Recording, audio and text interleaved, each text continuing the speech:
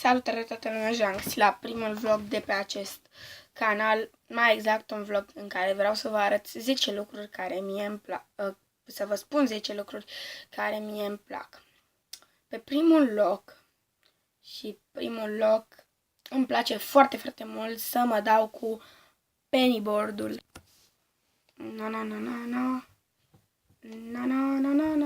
E murdar pentru că m-am dat foarte mult pe el, adică mi l-am comandat de o lună, cred că l-am și zgâriat, nu știu dacă se vede. Se vede cât de cât că e zgâriat, adică mi l-am comandat acum o lună dintr-o firmă, de la o firmă din Timișoara și băieții fac o treabă foarte bună, adică pennyboard-ul, sunt foarte mulțumit de el, e foarte bun. Și da, îmi place foarte mult să mă dau cu pennyboard-ul, dar e și murdar, l-am mai spălat, dar nu pot să-l spăl nici foarte, foarte mult, pentru că intră apă la rulment și mi se strică. Da. Pe locul 2 îmi place foarte, foarte mult să mă uit la videoblogger, tocmai de aia cred că m-am apucat și de vlog, îmi place foarte, foarte mult să mă uit la oameni care fac vlog, mai ales din România, îmi plac foarte mult vloggerii români, în afară de unii. Da, unii nu sunt chiar așa de buni vloggeri. Urăsc să citesc, deci efectiv urăsc să citesc. Urăsc, nu știu de ce, mai țin cărți, îmi dau coșmaruri cărțile, deci urăsc să citesc. Îmi place să beau apă cu arome, asta e apă cu mere și am luat eticheta ca să nu cumva să spuneți că fac reclamă sau cine știe. În plus, de-abia am 10 abonați sau adică nu cred că mă plătește pe mine nimeni să fac reclamă, dar am luat eticheta ca să nu cumva să spuneți asta. Na. Îmi place să mă joc pe PlayStation sau telefon, tabletă, PC. Îmi place să mă joc.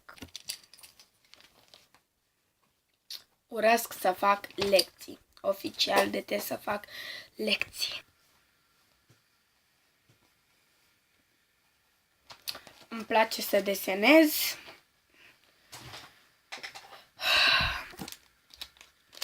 Îmi place să mănânc jeleuri.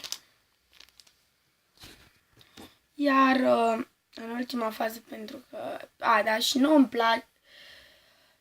nu-mi place să merg la școală. Adică, da, trebuie să te dezvolți, să devii inteligent, dar până la urmă la școală aproape s-a luat vacanță și îți dau foarte multe teme și nu-mi place să-mi fac temele, tocmai am spus. Deci, na. Iar acum, în ultima fază, vreau să vă spun, pentru că un bonus ceva gen, scopul meu în viață este un fel de care este scopul meu în viață, pentru că tot e o chestie care mie îmi place să o fac. Scopul meu în viață este să las lumea mai bună decât am găsit-o.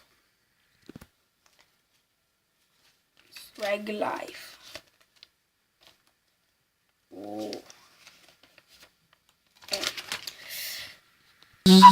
Iar acum, la sfârșit de videoclip, v-aș ruga să lăsați întrebări pentru Q&A, pentru că vreau să fac un Q&A.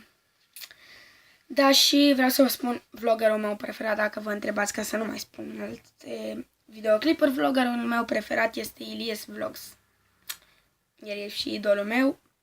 Și da, v-aș ruga să lăsați niște întrebări pentru Q&A. Eu am fost Răzvan și v-am salutat. Ciao!